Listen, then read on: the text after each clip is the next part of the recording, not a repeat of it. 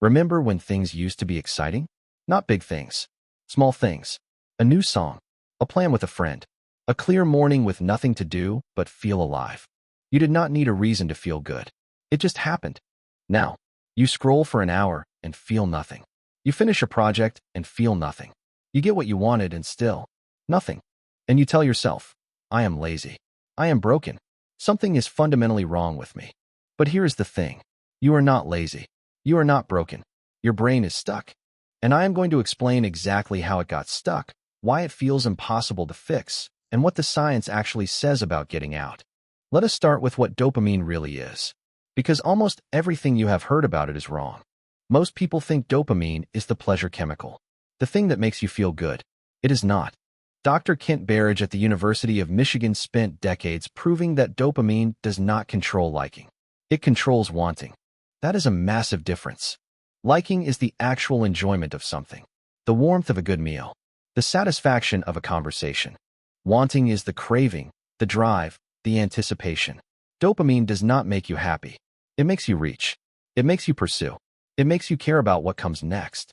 When your dopamine system is healthy, you wake up with a natural sense of drive. Not hustle culture energy. Not caffeinated anxiety. Just quiet readiness. When it is depleted, you wake up and the first thought is, what is the point? Dr. Lembke, professor of psychiatry at Stanford and author of Dopamine Nation, explains it like this. Your brain operates on a pleasure-pain balance. Like a seesaw, every time you get a dopamine hit, the brain tips toward pleasure. But the brain hates imbalance. So it pushes back in the opposite direction. Hard. That pushback is what you feel as the crash after the scroll. The emptiness after the binge. The feeling of, why did I just waste 2 hours, while being unable to stop? And here is the part nobody tells you. If you keep tipping that seesaw over and over, day after day, the brain adapts. It physically moves your baseline lower. Not temporarily, structurally. Your new normal becomes below zero. And now, things that used to feel good, a conversation, a walk, cooking a meal, they register as nothing. Because your baseline is so depleted that normal pleasures cannot reach the threshold anymore. Dr. Andrew Huberman at Stanford calls this baseline depletion. Your peaks get smaller because your starting point dropped. It is not that life got boring. It is that your brain lost the ability to register normal life as rewarding. Now think about what modern life does to this system. Your phone delivers more dopamine hits before breakfast than your ancestors got in a week. Every notification, every like, every new video, every swipe, each one is a tiny pull on the slot machine lever in your brain. And the worst part? These hits are effortless. You did nothing to earn them. And that matters. Because Huberman's research shows that effort-based dopamine release creates sustainable motivation. Effortless dopamine creates tolerance. Same mechanism as drug addiction. First hit feels amazing. Then you need more. Then more does less. Then nothing works. That is where you are right now. Not broken. Tolerant. Your brain built up a wall between you and feeling anything. So what actually works? First, understand what does not work. You cannot motivation hack your way out of a depleted baseline. No morning routine, cold shower, or productivity app will fix neurochemistry. Those help healthy brains optimize. They do not help depleted brains recover. What does work, according to Lembke, is a dopamine reset, a deliberate period of reduced stimulation.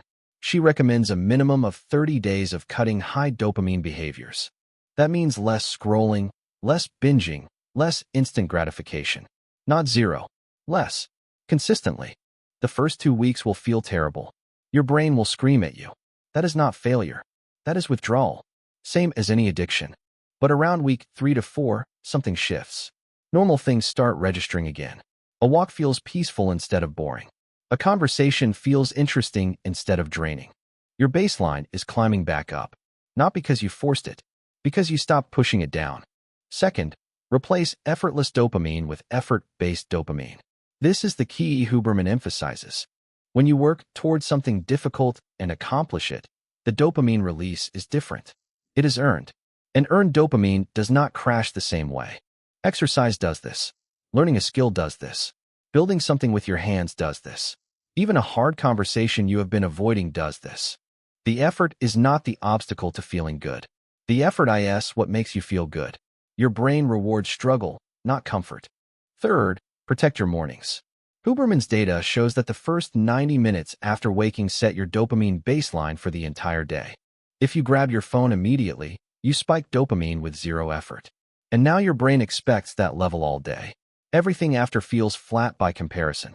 Delay the phone. Get sunlight. Move your body. Let your brain wake up on its own terms first. Fourth, reintroduce boredom. This sounds absurd, but boredom is the signal that your brain is recalibrating. When you sit with nothing and feel restless, that is your dopamine system searching. And when it cannot find a cheap hit, it starts finding value in smaller things again. That is neuroplasticity, your brain rewiring to care about real life instead of digital stimulation. And fifth, stop treating motivation as a feeling you wait for. Motivation is not something that arrives and makes you act. It is something that appears after you start acting. Behavioral activation research proves this. Action generates motivation, not the other way around. You will not feel like starting. Start anyway.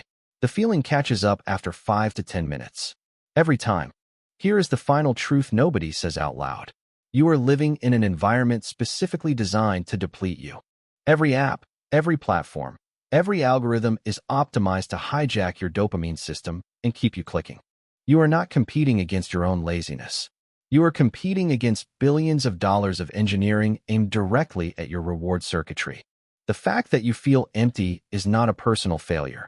It is a predictable outcome of the environment you are in. But now you know how it works. And that means you can fight back.